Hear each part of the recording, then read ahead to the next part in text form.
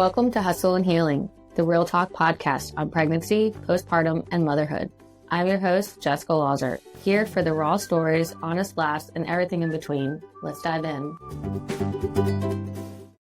Right. Awesome.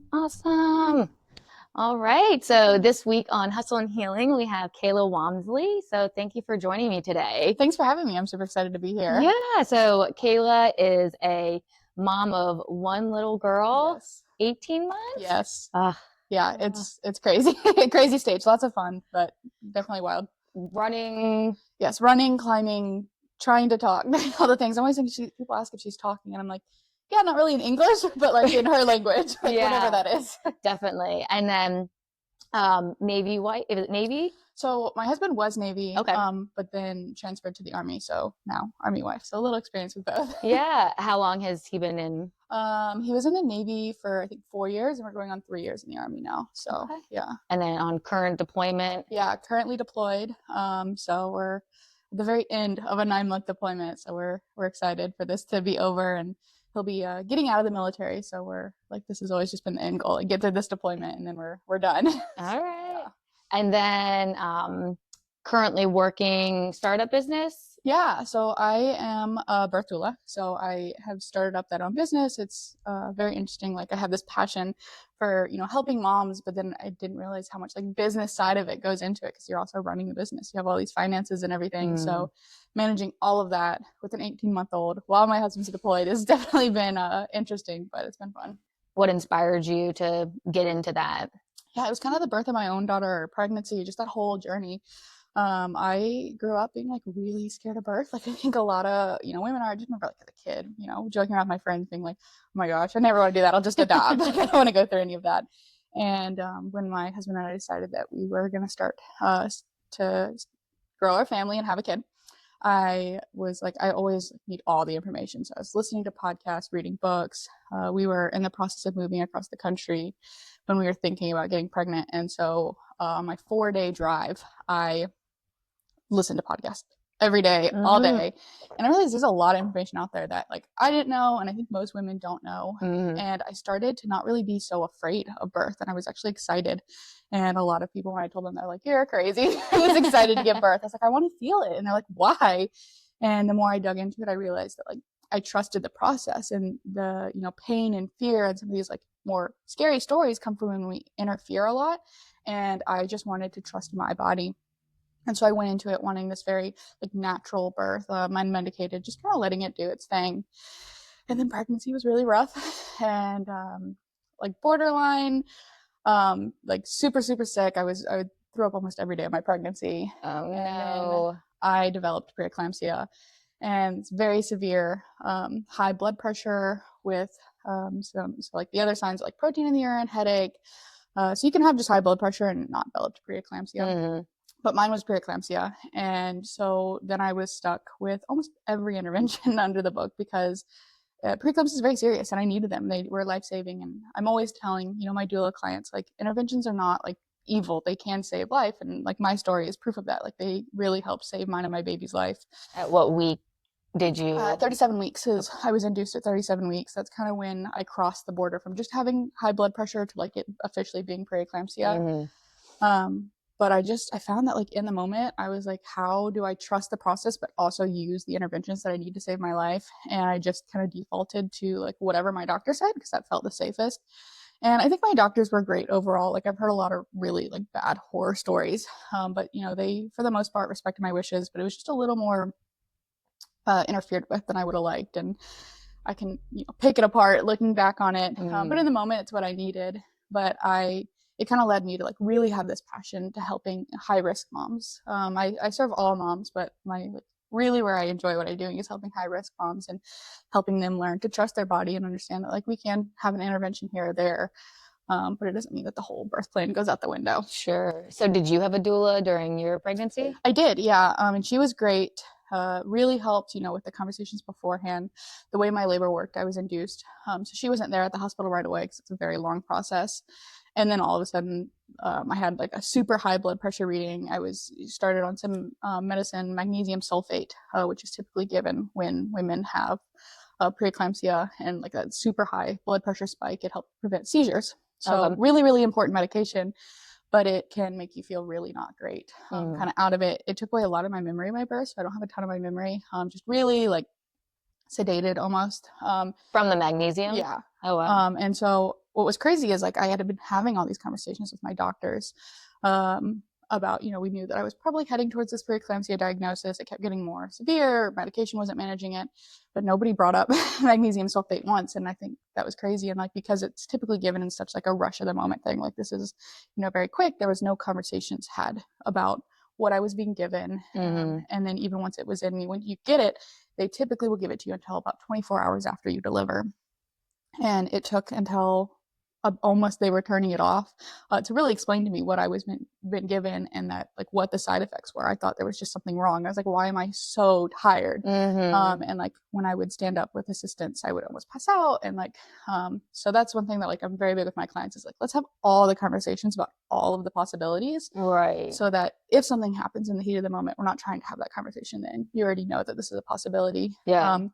But with that, there was also the decision to break my water, which I think I was pressured into a little bit, but like it's just so hard to make rational decisions when you're like under medications and like everything. And was your husband there with you? Yes, he was, and he was very much like default to like what she wants, which I appreciated. But I think we just weren't expecting me to not be like myself there with that medication because I didn't know it was a possibility. And from the time they broke my water, it was like immediately straight into active labor, very intense contractions. And so my doula arrived. But because that decision is like what sent me in active labor, I wish he could have been there for that. But it's just looking back, like my doctors were telling me like, oh, we'll break your water and like might not see any change for like 12 hours.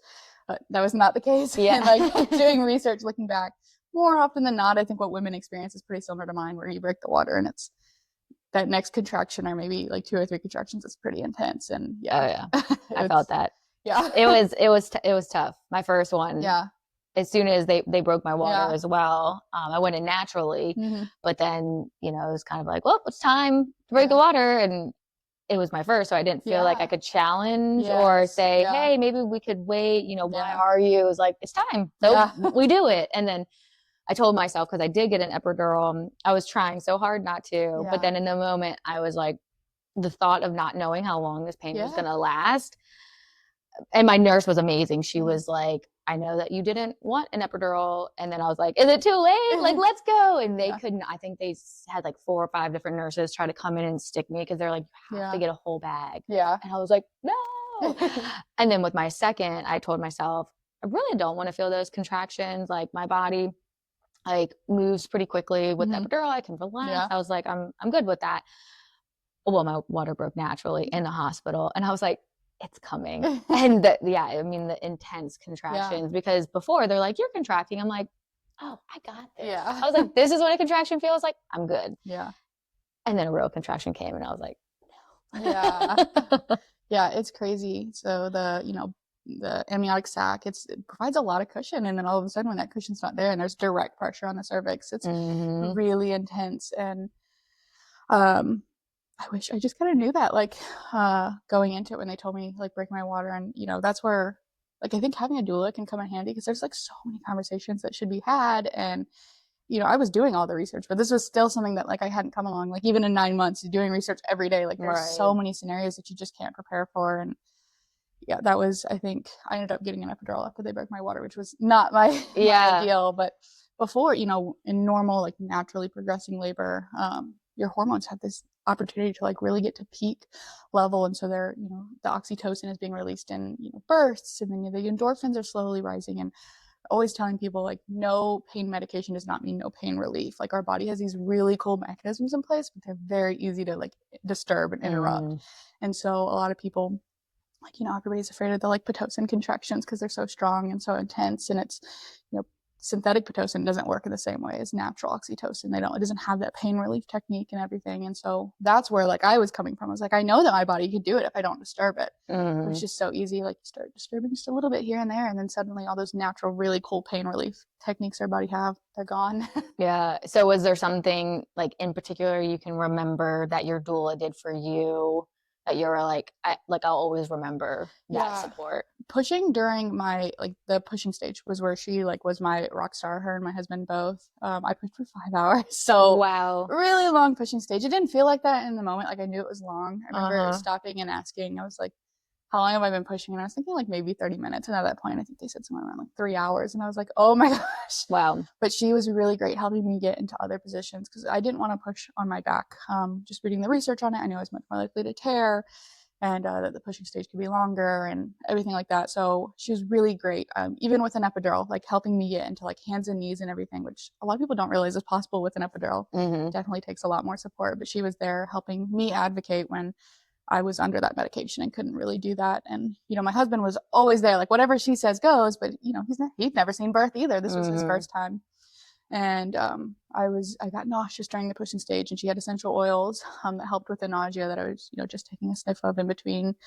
And I was dozing off in between each push at that point because it had been a really long time. And her just helping protect that space to let me relax and just advocating for me when I had really no idea what was going on because those medications are so strong. So my birth went really, really quick. So I always say, I was I don't know what it looks like to push for a long period of time.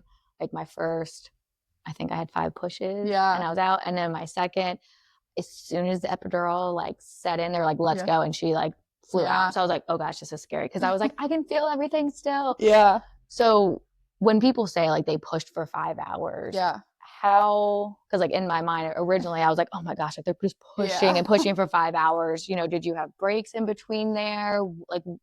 What does that kind of look like over the span of time? So it's pretty, with each contraction pushing for 5 hours, there, might be a few contractions that we skip if I'm in the process of changing positions, but time is really just a whole nother world. Because I remember reading stories while I was pregnant, and I would hear, I think 2 or 3 hours is a lot of times where hospitals set the cap. They don't want you to push after that. And there's no real evidence backing that up, but that's just kind of the norm. And I remember thinking, oh my gosh, 2 hours? And then I go on to push for 5 hours.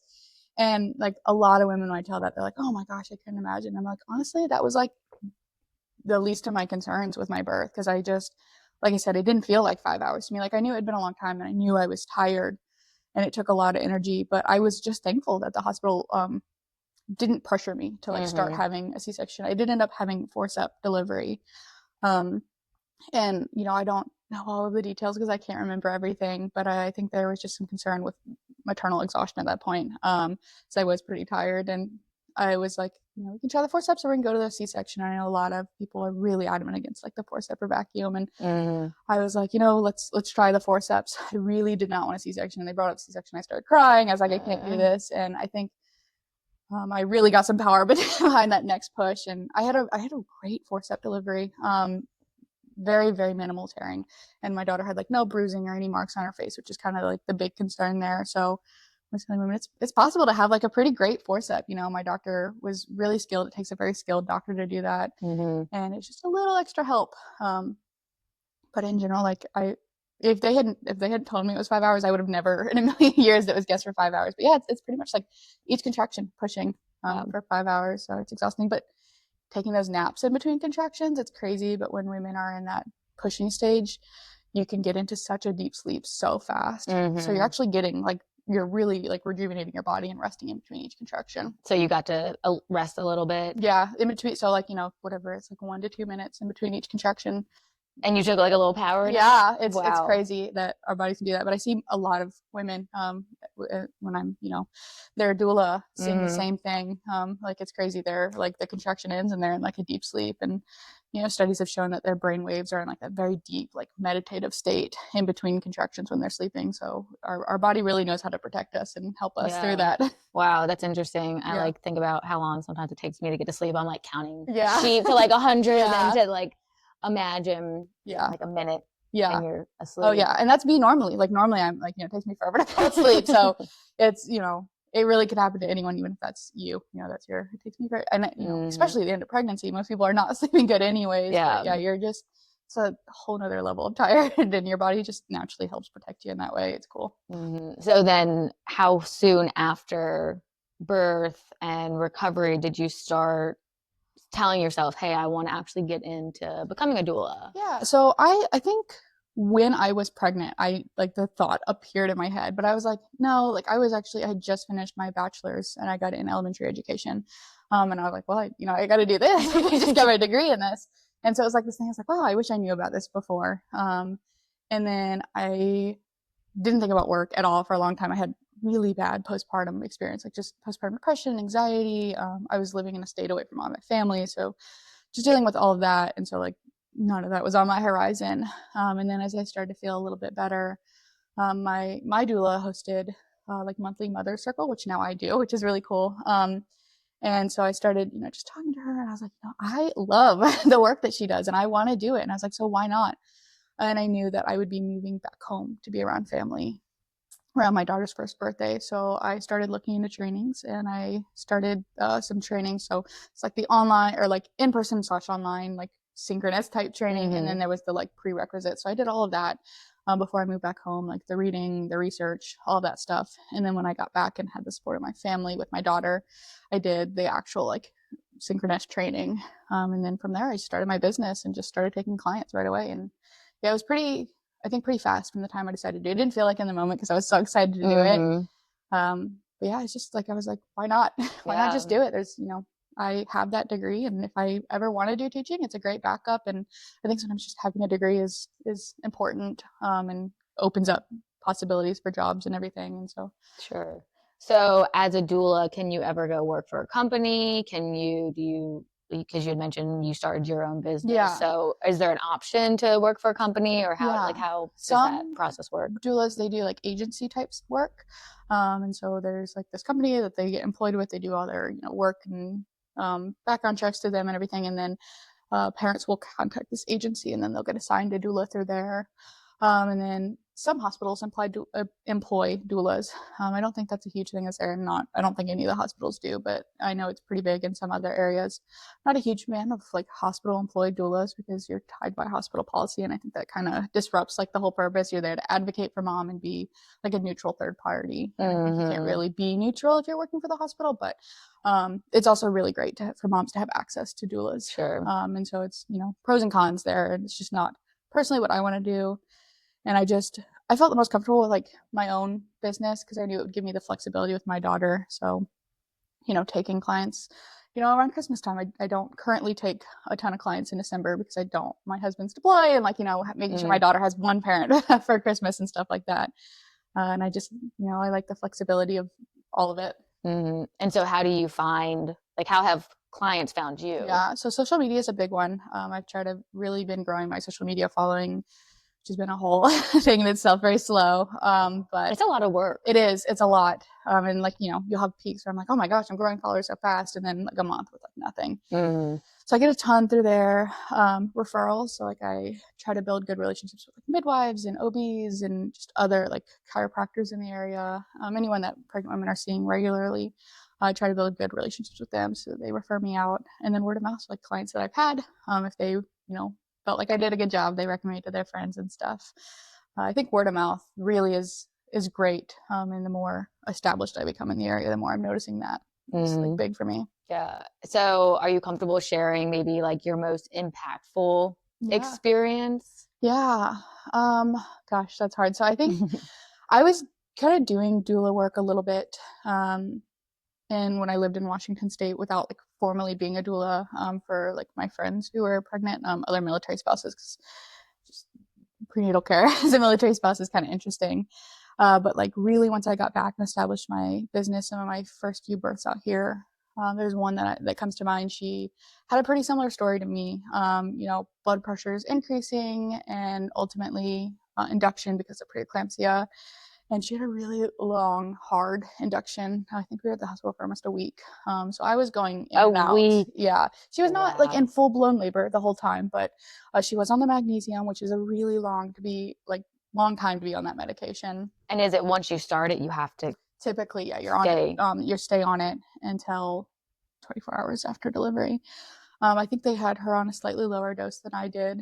So that was helpful. But she was laboring, and she had been getting cervical checks, and at one point they're like, you're at 4 centimeters, and I was looking at her because normally 4 centimeters you're in active labor, and like things are starting to pick up, and I was like, wow, she is killing it. This is active labor, like we got this, she's got this, no problem. And then maybe a day later, a new doctor comes in, does a cervical exam, and she's actually a 1, which a lot of people don't realize.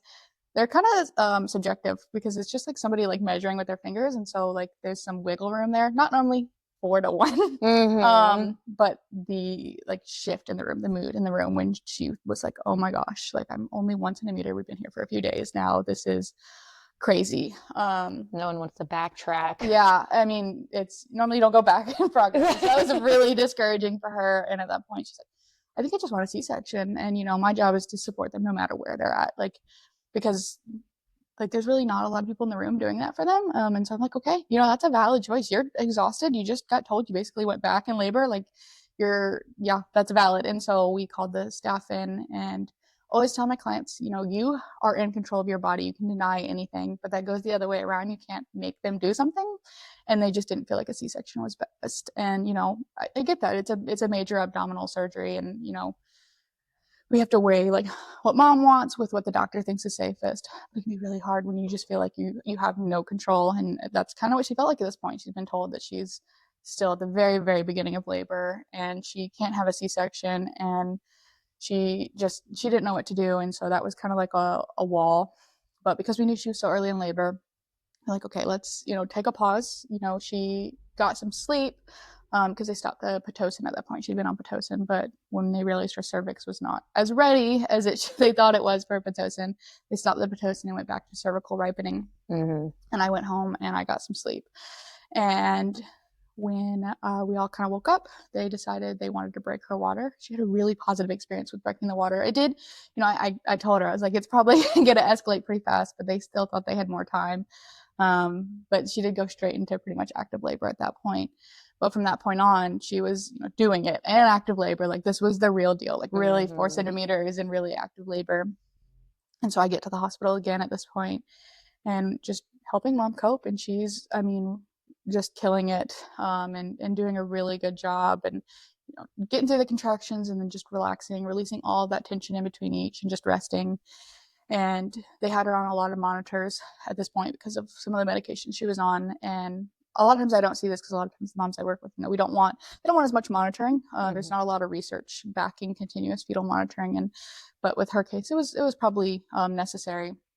Now, did she, like my second birth, I advocated for like the wireless monitoring, which I felt like was a game changer. Yeah. I could actually like move a little bit and not feel like I was attached to a wall. They had her on the wires because of the magnesium. She wasn't allowed to leave the bed anyways. Okay.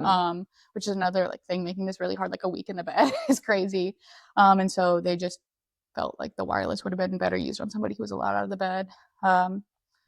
All the monitors are so frustrating. They're coming in every 5 minutes to adjust. And yeah, mom feels like, that's her thing that she's like, I don't want to move. Like, I don't want to bother the nurse. And I'm like, no, girl, like they work around you. Like you move if you need to move a little bit. Because even in the bed, there's so many positions we can get you in. But watching, like I would, see the contraction come on, and then we could hear a baby like moving and moving down. And I would just tell him, like, you hear that? That is like you and your baby just instinctively working together.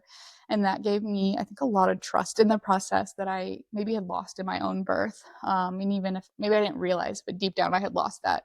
And just saying like, this is a medicalized birth. Like she needs this. We have this preeclampsia, but her body and her baby just instinctively knew what to do. She did not have an epidural this entire time. So these Pitocin contractions, 7 days, exhaustion, she was just getting through it. And they kept wanting to increase the Pitocin, which is really common. Most doctors, they're like, ideal space for Pitocin is they up it. Baby starts to experience a little bit of stress, and then they knock it back down. So they want it at that very highest dose they possibly can without baby experiencing distress. And the idea is that it's going to help labor progress as fast as possible, but nobody's taking into consideration what that feels like for mom. Yeah. Now, were you helping to kind of like prepare her, like, hey, they're upping it now, you're going to feel this? Nothing happening, that she wasn't aware of. But when they had it at a pretty high dose before the whole, like, you're actually 1 centimeter thing. But the second time around, It hadn't been increased too much because with the water breaking, things were progressing kind of naturally, but her contractions were not getting like close together, and they wanted to see them getting closer together.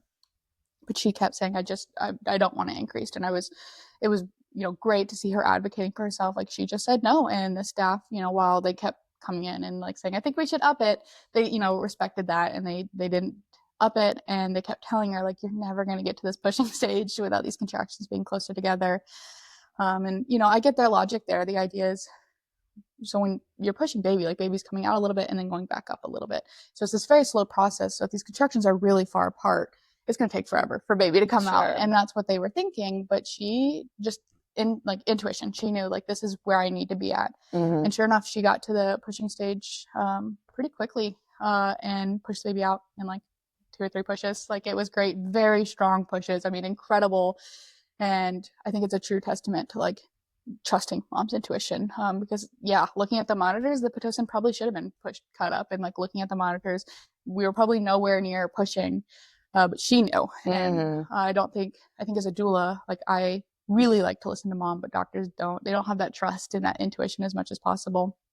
And because she didn't have this epidural and she could feel a lot more what was going on, I think she was really in tune with that intuition. And just listening to baby moving, I was like, there's good progress being made here. This is what their body needs. And then this birth, but all births, when baby comes out, everybody's looking at baby, right? Like this is so exciting, but I just look at mom and I watch mom, and she, it's not this immediate, like overwhelming, like excitement that I think we always expect. More often than not, she looks kind of spaced out, dazed out, like maybe not in the room.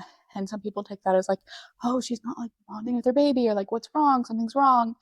But like give them a few minutes, and almost always they like, you just see this moment where they like snap back into it and they're like focused on their baby. And I think it's this intentional step into motherhood that moms have to take, and we have to give them the space to do that. And from that moment on, it's all about baby. But I think just honoring, giving mom a few minutes to just, sometimes it takes a really long time, but whatever that looks like for that mom. She just worked really, really hard. I mean, I always say like that is the hardest workout you're ever going to do in life. Like when I was working out throughout my pregnancy, it was like, some people were like, why are you doing it? Or like, I can't believe you're doing it. It's like, look, I'm trying to prepare my body for like the toughest workout of my life. So to go a whole week in the hospital, it probably was like, whoa, like, let me just step back and breathe for a second. And so you mentioned a couple of times that like she was on a pretty high dose of Pitocin. What does a high dose of Pitocin look like? I think it varies for each hospital what that looks like. I think I'm not familiar with what the like actual like unit is, but it's 1, 2, 3, and then I think 20 is sometimes like the highest. Like, we're looking at around 20. So I'm not, her exact numbers, I don't remember and everything like that, but we were staying much lower, single digits and everything like that. So yeah, it's always like, for me, I was like on the opposite spectrum of like, no, I don't want Pitocin. How can I advocate to like at least try not to? Because then for my second, I was induced at 40, and like I talked about it on another episode. Mom was asking, why did you go at 40? And again, it was the hospital, was like, hey, we should schedule you at 40. I mean, I had no risk. And even when I got there, they were like, you can go home if you want. And I was like, they're like, why are you here? I'm like, because your office scheduled me to be here. But like to have more of that education or knowledge, or to be able to say, hey, if I am going to start, here's the scale. Like, I understand the scale. Can we start at a 1? And so kind of to know where you're at on that. I think could be super helpful. So there's so much that goes into induction that I don't think it's just like induction or no induction, but it's like way more nuanced than that. Definitely. I think, and like a lot of people don't understand that cervical ripening is typically the first step. So when you go in for induction, typically what they're going to do is give you a Bishop score, which is they look at your cervix and they're measuring a few things. So the consistency, you think of like your cervix is like traditionally really firm. So I was talking about like the tip of your nose, and then like ideally it's more like like your lip. And is what it should. Okay. Like when you're in labor. Okay. Like it's kind of like I think of like the meat test when you're cooking. And then they're looking at the position. So traditionally it's more like tilted backwards, and then towards birth we see it tilting forward a little bit more. Dilation is the big one that everyone's thinking of. Effacement is how thin it is. So I, telling my clients, like, dilation can't really happen without effacement. Think of like those rubber bands you can get in packs. The like thick ones are a lot harder to stretch, whereas the thin ones like stretch way easier. It's the same thing with your cervix. So they're taking like all of those things into account and where baby's at in your pelvis, and they give you a number, and it's a Bishop score, and that's just saying how likely the induction is to succeed. So if you're looking at like an elective induction, if your Bishop score is really low, they might be like, let's wait, hold off until that Bishop score is a little better. If it's a medical like necessary induction, they're going to want to start with cervical ripening. So how do we get that Bishop score higher? How do we get it more likely to succeed? And so they do cervical ripening. But even that, there's so many different options. You have manual, which is like a balloon that they'll put into your cervix to like physically dilate it. That can be pretty painful. But there's no medication. So for some people, it's the preferred method. But then they have medication option. And even with medication, there's a few different options. There's like Cytotec and Cervidil, and so you can take it orally or it can be inserted vaginally. And then the Cervidil is more like a tampon type thing that's inserted. And so there's like so many options. And I think it helps when I'm having these conversations with my clients. And like, there's like, you have a lot to say in this, how do we do this? How do we go about this? And, sometimes like certain medications are in stock at certain hospitals or whatever it is, they have a preferred method. But just having those conversations, like, what are my options? It's not like I'm just going in for an induction and then things are happening to me, like getting a say in what that process looks like for you, and understanding with Pitocin, like we talked about, there's, it's not one dose or nothing. You can turn it off. So some people will turn it off and see if their body naturally just kind of keeps things going. Sometimes it just needs to be kickstarted. You can turn it down. So if things, are getting too intense, you're like, I feel like I'm getting to the point where like I'm going to need an epidural, but I don't want one. So look at turning down the Pitocin. And there's always the possibility you need to turn it back up. But, it's just kind of understanding you have a lot more say in it than I think sometimes, as patients in the hospital, it's what the doctor wants. But birth's a little bit different. We're not so much patients, we're active participants in what's happening. Yeah, I would agree with that. And I mean, I always kind of did my own research, but if you aren't that type of person, where like, I mean, I did a lot of diving, especially like with the first about, what do we do and what kind of exercises and like all the things. So I felt good going into that pregnancy. And into like how to safely work out, how to do certain things. So I felt good going into labor. Wasn't really scared. Felt like, okay, I have the tools that I can use, but that was going into it naturally. Yeah. And in the back of my mind, I always said like, okay, well, whatever happens though to keep me and baby safe. Yeah. I'm open to that also. Because I was the last of my friends to have kids. Yeah. Then this baby, second baby, they're talking about induction, and I'm like, whoa. Like, I'm healthy, I'm fine, I don't need that. But then timing was on our, kind of in our favor. We already had a kid. My family's out of town. My mom was in town. And so we kind of scheduled it and was like, all right, let's just do this. Yeah. But there was no conversation prior in the office to say like, hey, just to kind of prepare you, this is what induction can look like. These are your options.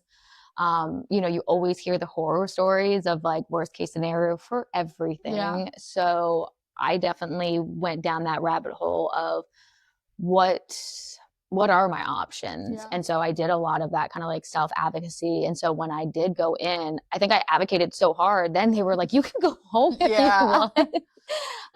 But I felt good to be able to come in and say, I'd like to try the Cytotec. Is that an option? And they were like, like let's try that. And so, again, I'm sure you've seen this, but for me, they told me, well, you have 4 hours on the first dose and then we'll do 4 hours.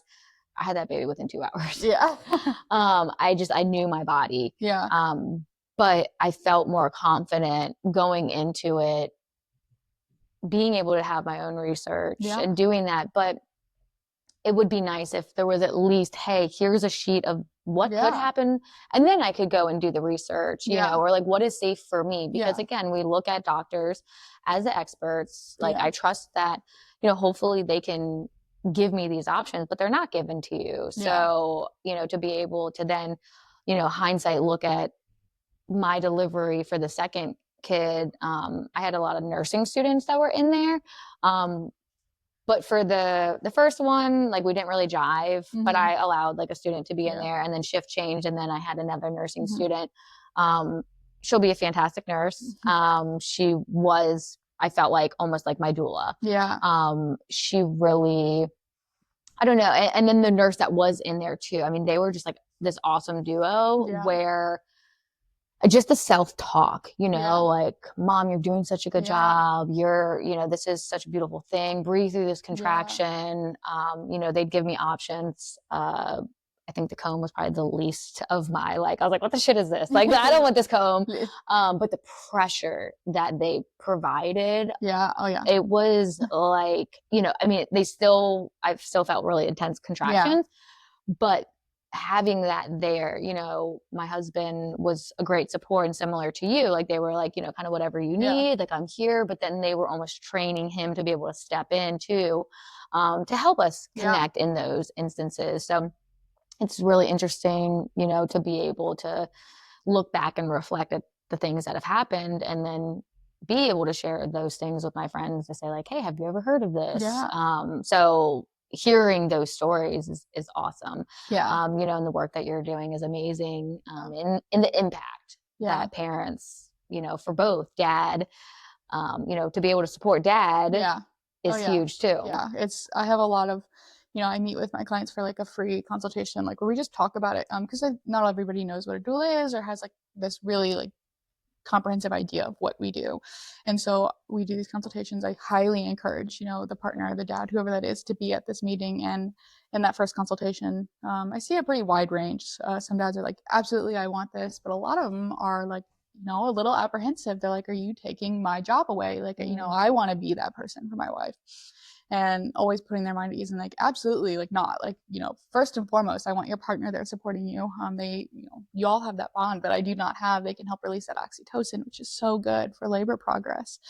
But for a lot of dads, like, they've never seen birth before. Maybe it's their second kid and they've only seen it one other time. And I've seen a lot of birth and a lot of different scenarios. And I also, because I don't have that emotional attachment, I can be like a neutral third party. Whereas if things start getting a little scary, like, that's the person I love most in the whole world right there, and their child. So, two people that really mean a lot to them. And having somebody who's there to like kind of explain to them what's going on calmly, or there's a lot of blood and, birth and afterwards. And sometimes just looking at dad and being like, yep, mom's doing great. And, just put their mind at ease, or they need a break, but they feel guilty about stepping away from mom. They know that I'm there, like, I'm helping mom, or just showing them how to be effective in helping mom. So like the counter pressure that you're talking about, like, showing them how to do it.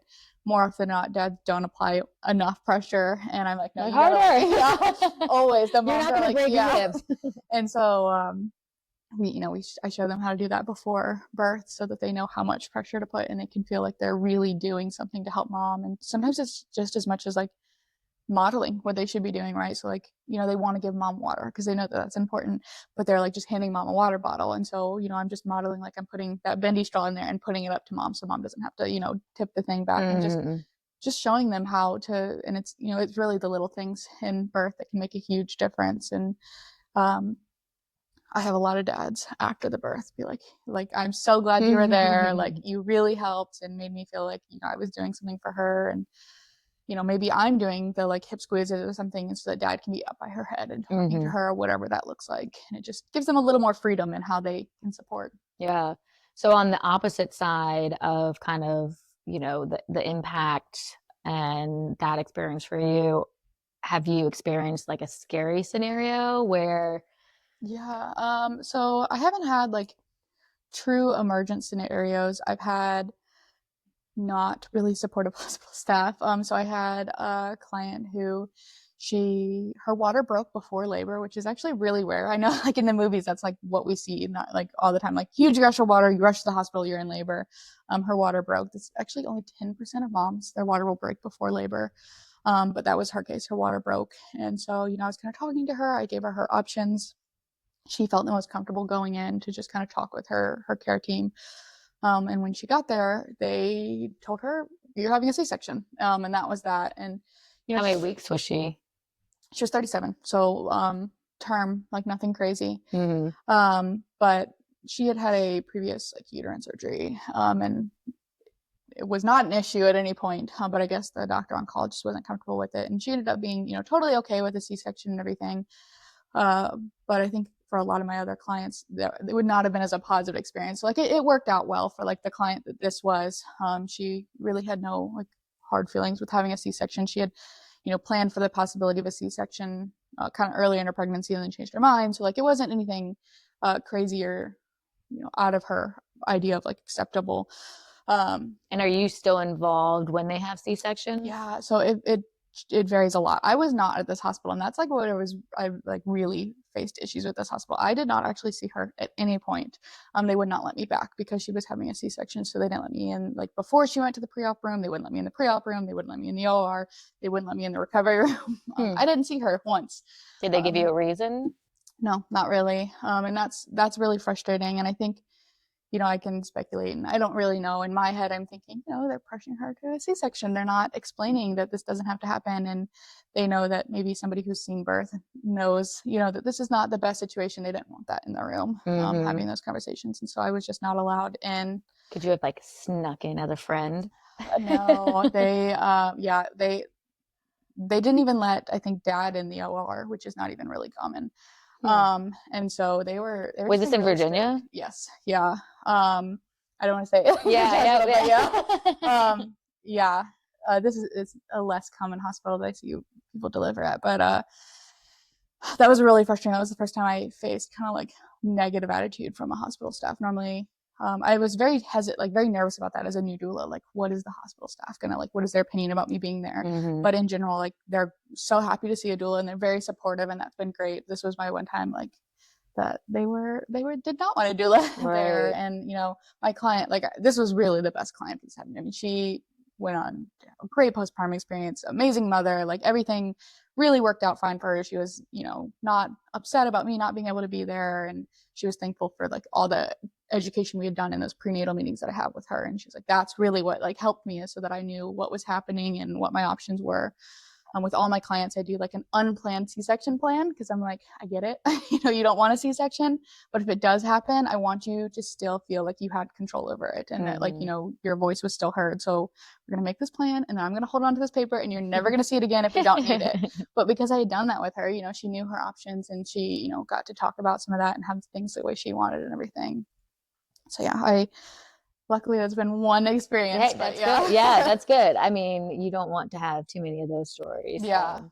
How has that been? How does that affect your schedule at home? Because it sounds like it's a little on call, right? And if it's not a planned. Yeah, on call is, I think, the hardest part of what I do. And there's definitely been like after the week where I'm like in and out of the hospital for a week, like I was like, this is not sustainable. I can't do this. But right now I am really lucky to have a huge support system with my mom, especially my husband's deployed. Being, solo parent to my daughter can make it really hard. I'm staying with my mom now, so that it's the like easiest for my daughter, so that she's, not going back and forth between two homes. Sure. When I'm at birth and everything.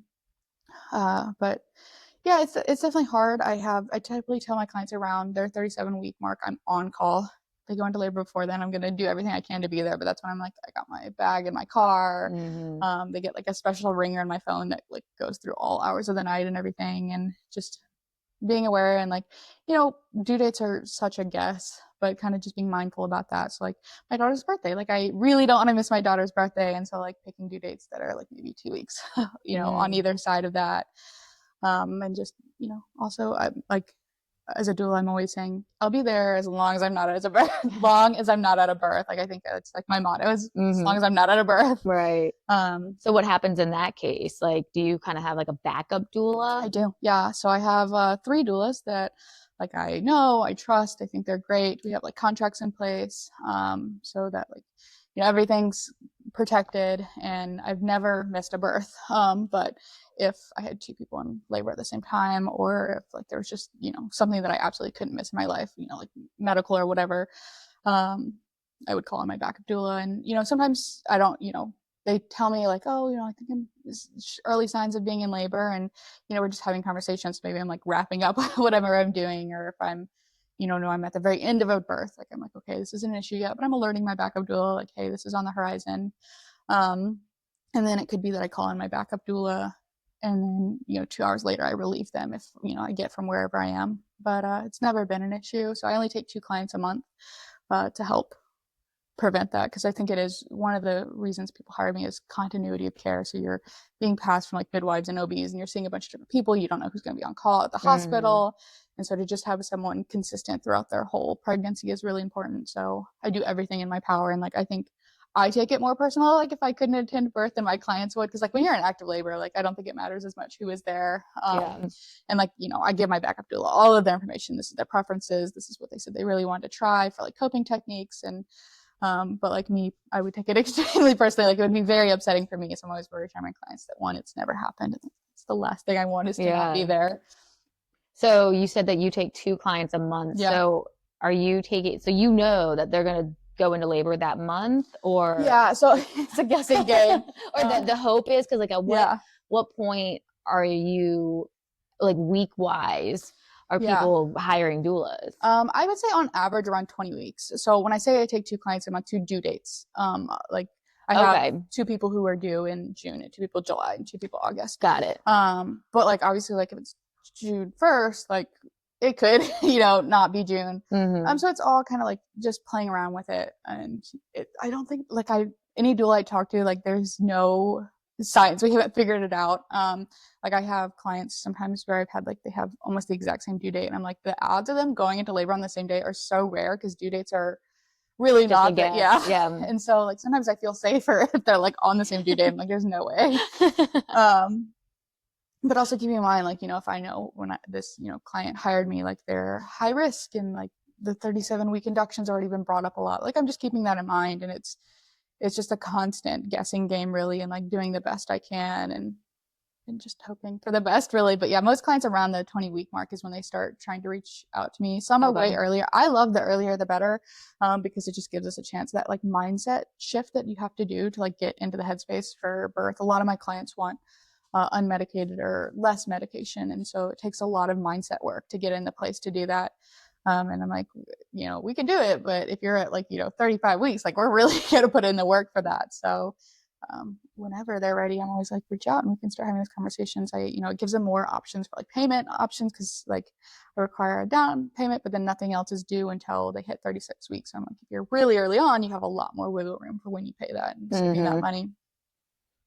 So it sounds like you've done a lot of growth too, from talking about how you were educating yourself, like listening to all the podcasts, and then from your postpartum, you mentioned that you had some pretty bad postpartum depression. How did that show up for you, and really what was the turning point of being able to now help moms and support them in the way that you're doing it? Yeah, that was like a big question for me, like heading into this. So like my like postpartum depression, anxiety, I think it started off like this typical like baby blues, maybe a little more intense than baby blues looking back. But in the moment, I'm like, this will go away after 2 weeks. Like the sun would set and I like my heart would like sink and I would start feeling so anxious and I was like exhausted, but I couldn't sleep. And I'd tell my husband, I'm like, I feel like something really bad is going to happen, but I don't know why. And I think a lot of times with postpartum anxiety, we think it's, you know, only thoughts of our baby. And that's what I assumed too. I was like, this isn't postpartum anxiety. Like I have those normal mom fears my baby, but like what I'm sitting here and can't sleep about is I don't know. Like I'm just anxious. And like heart palpitations. Like sweating, like just like I was like, I feel like something really bad is about to happen, but I couldn't tell, like I couldn't say what. And that was hard for me because like in normal like anxiety situations, I can try to like talk myself through that fear, but when I don't know what I'm like afraid of, I can't even like talk myself through it. And the more I talked with, it was actually kind of hard getting in with the therapist. My OB was not great. I went to the 6-week appointment and I was pretty open and honest about my feelings, which is I think out of the norm for me, but I knew that like this was like I needed help. And they're like, oh yeah, you know, this is kind of issues with like military care. They're like, just don't expect to get a call. Like they're like, we'll put in the referral, but they're so busy and like active duty gets the priority. And they're like, so just don't expect a call. And I'm like, so what am I supposed to do? Wow. What kind of things were you sharing with them? So like the form that they had me fill out, I think that form was like really eye-opening for me, and like realizing this is more than just like those baby blues, you know, circling like all of them, like crying for no reason, like don't find enjoyment in things, feel like I'm not bonding with my baby. And so I love to give that paper to my clients. And, you know, I'm not a medical provider, so I'm like, you don't have to share this with me, but this is just kind of for self-reflection, because that's what it was for me, is like, oh, okay, like this is something serious, you know. And So then it was actually my daughter's pediatrician that got me the help.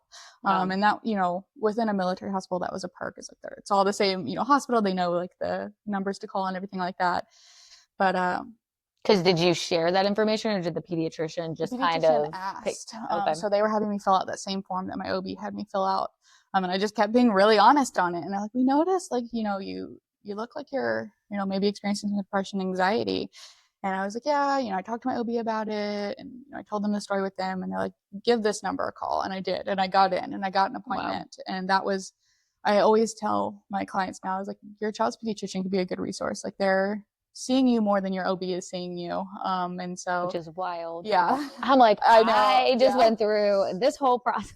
Yeah. And really, like, newborns, for the most part, they're fine. They eat a little and they sleep, and that's, all good. But mom, like, there's a lot going on. Mm-hmm. But yeah, my daughter's pediatrician was a great resource for me. But I got the help, and in talking to my therapist, I realized that, like, postpartum anxiety can look like that. It's not always those fears, like fears about your baby. It can be that, but it could also just be these like panic feelings for no reason. And I also learned that I had PTSD from birth, which I didn't know was really a thing, but it was traumatic for me. Getting to the point where, I was really scared for my life and my baby's life because of the blood pressure got so high. And I think maybe some of that was knowing what I did know from all my research and everything, and knowing that, it could develop into eclampsia, which is like seizures. And my blood pressure had just been really unmanaged. Nothing could get under control. And so when I went back to the labor and delivery unit for blood pressure check after giving birth, I had like almost a panic attack, and I didn't know why, because I didn't remember my birth. I can remember bits and pieces, but especially at that point, I didn't remember hardly anything, and I was like panicking, and I don't know why. And it was really validating to like be like, this is like PTSD, this is what you're going through. And that's subconscious. Yeah, just like, and like the smell of rubbing alcohol, my husband, like, if he would use it to like clean something, I would like start panicking. And Wow. It took me a while to realize that it was the rubbing alcohol smell. I was associating it with the hospital. And I think some people are like, PTSD, that's for like war veterans or something like that. But like your brain can't distinguish between like different types of trauma. Like if your brain registers it as trauma, you're susceptible to PTSD. And that was, I think, hard for me being a doula. I was like, how is this PTSD going to kind of come into play? And then, one of my first few clients, when I get out to this area, and like have really established like a doula business, was so similar to my story. And I was really like, I was nervous. I was like, I feel like I can help her because I know her story. And like, I've been in her place, but then I was also in the back of my mind, I'm like, how am I going to, handle this? And it ended up being a very healing experience. And, I had done the work leading up to it and preparing myself. But I think like this whole, like being a doula has just been healing for me. And I don't do it for healing. I'm not doing it for self, gratification or whatever, but it's been a positive side effect. And even the postpartum experience, having such a negative one and seeing moms have, it's hard. It's hard for every mom, but seeing them like step into motherhood so beautifully and strongly, and like it's been healing, and knowing that it is possible. And sometimes I still text my doula and I'm like, I saw this birth and it was so cool, and like she's like, I just want you to know though, like that was you too, like you were so strong. And that's really nice to see, like get like a peek into what my doula was seeing at my birth, and like have those conversations with her, and she's like, that's exactly how I felt about you. And that's really cool, that lens.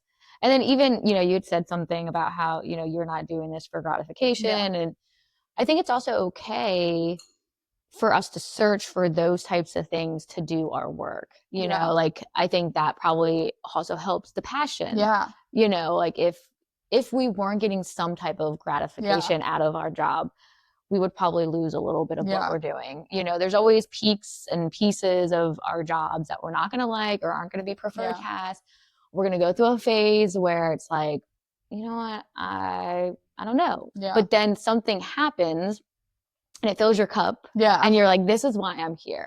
Or you see the impact that you're doing. So I think it's also okay to be a little selfish in those like moments, and like remind ourselves that like it is okay for us to, get gratification out of this, but you're serving a bigger purpose by helping all those moms and doing all those things.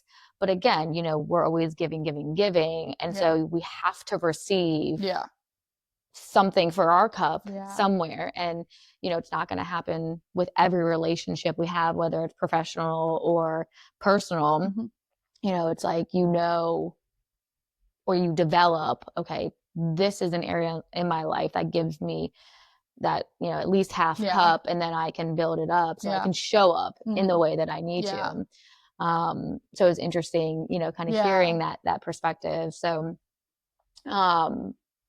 when you said your husband gets home, are you all looking to try to kind of find your own place, move in, and kind of then start recreating what that's gonna like build that support back up? Yeah, that's been really interesting for me. I think the past 9 months, being a solo parent, my mom is great, super supportive, but at the end of the day, like, I'm my daughter's only parent right now, and I think that comes with some guilt, right? Like, going to work and, like, leaving for her birth, and she's at, 18 months, so, like, that age where, like, when I leave, she cries, and, like, that's really, really hard and so much guilt, like, like, her dad is gone, and, like, so, like, when I leave, like, that's it, and, like, she loves my mom, like, that's everything, and so, like, I'm always telling myself that, but I think, just knowing like that another parent there really takes some pressure off. But yeah, we're planning on getting our own place, and my mom and I have talked about how we'll have to like figure out what that looks like for support, because a lot of birth happens in the middle of the night, so like probably her coming to our place. My husband plans on becoming a cop, and so he can't like drive her to my mom's because he'll be in like a cop car. So he can't load her up into the back of a cop car. And so like it looks, just figuring that out, but trying not to stress too much about it, and like overall it'll be good, but it's definitely like restructuring. But I think that's motherhood, constantly restructuring. And I tell my clients that I'm like, pregnancy is your first lesson into motherhood, that like you can plan as much as you want, but like you don't know how it's going to go, and like it's a little bit of like just an exercise in letting go. And so being 18 months, what are like your happy moments with, what's your daughter's name again? Aubrey. Yeah. So what are like some happy moments with Aubrey? She is at such a fun stage. I remember like holding this newborn and being terrified for the toddler stage, and like looking back, I'm like, why? This is so much like, it's not easier. I don't think any stage is easier or harder. I think they're just different challenges, but I get much more back from her, right? Like, she's so sweet and loving. She is like very big on like running up and giving hugs and kisses now. And she's like, if she gives one person a hug and a kiss, everybody in the room has to get one. So she'll go around, and like my husband on FaceTime, she'll like give him a kiss through the phone and hug the phone. And that's really sweet. And she's in speech therapy, so we're a little behind on speech, but like seeing her learn new words. And then like for the next week, that's the word she'll say all day, every day. What's the most recent word? Hat. She loves hats. So when we're out in public and she sees someone with a hat, she goes, hat, hat, hat.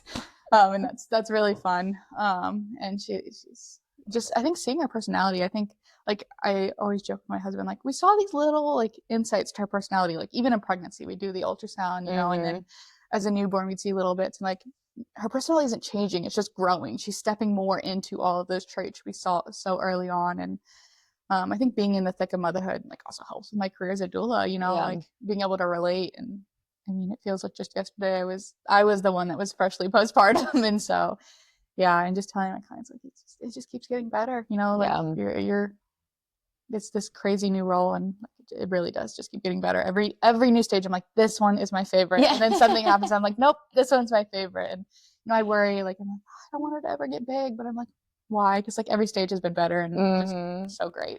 Yeah. And then I don't know, are you all interested in having a second? That's been a big thing. At first, absolutely not. I was like, please just tie my toes. Never again. I think having my pregnancy was really hard. My birth was really hard. Postpartum was really hard. I was like, well, I can't do that to myself again. And I think postpartum was like the leading thing of that. And very recently we've started thinking about the possibility, but there's a lot of like health stuff that goes into it. With preeclampsia, like it impacted my body negatively, like long term. So I have some like organ damage from it, and my heart was impacted.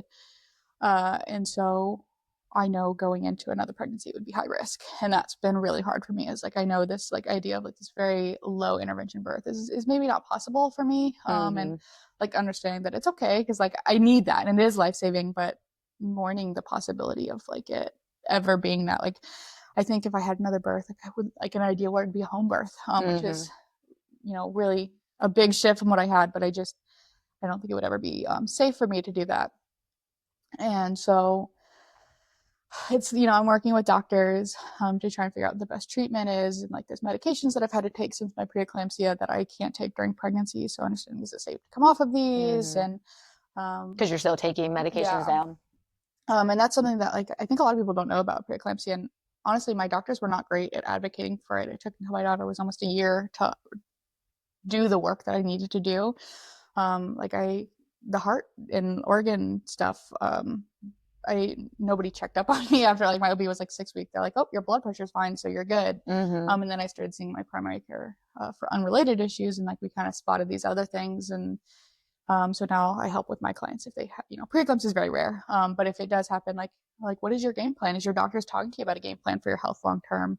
If you do want to have kids later on, what does that look like? Because it's a lot more that goes into it than my doctor helped me. I don't know, what the case is with most doctors, but just helping clients understand that like it's kind of this forever thing, and you're much more likely to get it with the second one if you've had it the first time. It's not guaranteed, but I know that like I'll be under this like microscope with it, and so just going back and forth on, is it something I want to do? And like my daughter, she's very independent, so I'm like, she doesn't really need a sibling. Like I don't know if she wants one. Like she just does her own thing all day. But my husband came from a really big family, and our plan was at one time to have a big family. So the idea of one is just, I don't think you ever know, like, is your family complete? Like, I don't know how you're supposed to know. And, so like also giving myself grace to be selfish with that decision. If I decide I don't want another. I think it's a big decision to care for one. Yeah. I mean, your life revolves around that. And it's always fun for me to kind of like hear, like some moms are like, I don't know, we're still thinking about it. One mom is like, yep, we're ready, we're going again. Another mom's like, heck to the no, like we are done. We got a boy, we got a girl, we're fine. I feel like I'm in a boat where it's like we say we're done. And then I like see something and I'm like, maybe. But then I'm like, no, we're done. Like, we have a healthy boy, we have a healthy girl. So I think I'm in that boat where like I don't know how you really, really know. But some people like they're like, yeah, we know. Yeah, and I think another part of me, it's stubborn. Because for the longest time I was like, absolutely not. I don't want another. Like I just knew it was like a real risk to my health. Postpartum was miserable. And everybody's like, oh, you'll change your mind. And I hate that narrative. Like sometimes moms just know, like you said, and like that's totally okay. And so part of me is like, I want to prove a point. Like, you don't always change your mind. But I know that's not like a good way to base. But I'm like, not everybody changes their mind. And then like I think being surrounded by birth, like I'm fascinated by birth. I don't think you're a birth doula if you aren't. And so like I kind of want to experience birth again. I want a second chance at it. But then I'm like putting all this pressure on this to go positive. What if it is negative again? And it's there's so much that goes into that decision. And I think the biggest thing for me is blocking out other opinions or other stories.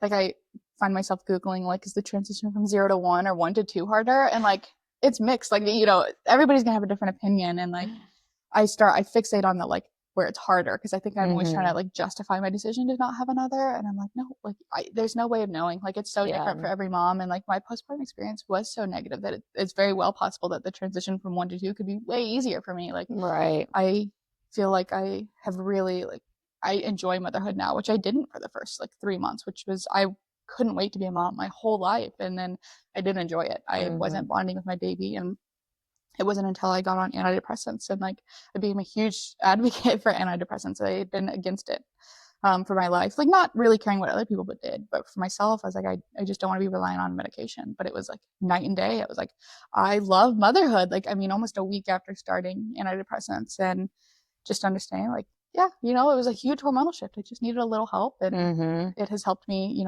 really enjoy and love motherhood. And so like I could go into, second postpartum experience already knowing that I love motherhood. Yeah. That's great that you did the work. Can see the other side, I mean, and I don't know the statistics on like what's early and late, but I feel like catching those things at 6 weeks is early, because especially with your first going so long, just thinking this is the norm, this is just how you feel when you're, a new mom. So it's amazing that you were able to be honest on those charts, because, sometimes like on an earlier episode, kind of talking through like how I thought it was pointless. Like I didn't find any value in that. because there wasn't any follow-up. Yeah. So it was like, oh, well, we did it, but then nothing happened. So like, why are you even giving me the paper? But I mean, the hope is always that it's going to help someone. Yeah. And whether it was in your case, it helped you realize like, wow, I really do need help. Yeah. But that's a tough pill to swallow because you're like, well, I need to care for someone. And then I also need all this help. So I mean, kudos for you to like really do that and to do the work. Yeah. And then your business is, you know, thriving. Yeah. So that's amazing. What's the name of your business? Kayla Wamsley Doula Services. So okay. Yeah. Well, amazing. Well, Kayla, I've enjoyed our conversation. Yeah. I know I definitely learned more about just doulas, the support and interesting journey that you've had. So thank you so much for coming on Hustle and Healing. Keep on hustling, keep on healing. And thank you so much. Thank you. It's been great. Cheers. Cheers. Come hang out with me on Instagram at Hustle and Healing Podcast for more real talk, laughs, and support. You can also catch the podcast on Apple Podcasts, Spotify, and YouTube. So be sure to subscribe, follow, and leave a review if you're loving what you hear. And do me a favor, share this episode with a fellow mom who needs to hear it. Keep hustling, keep healing, and don't forget to reheat that coffee. Again, see you next time.